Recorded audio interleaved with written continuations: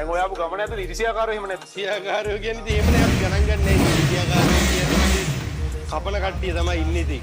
ඉන්න තැන හොඳ කියලා වැඩි තැන කපන කට්ටිය ඒක දැන් පුරුදු වෙලා අපි ගානක් නෑ ඒවා ගැන වැඩි හිතන්නේ. බල කපන්නේ නැද්ද?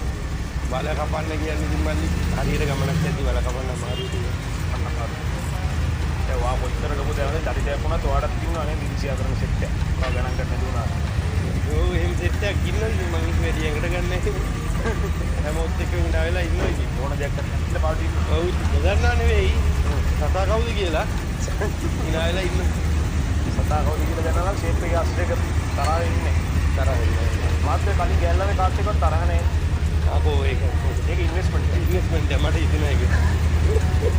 ඒක අනාගතේ ඒක ආයෝජනයක් කරන එක. අපිට බෑන්ඩ් එකක් අපිට කතා කරනවා. ඔයාලට ඒක තේරෙන්නේ නැහැ. ඔව් ඒක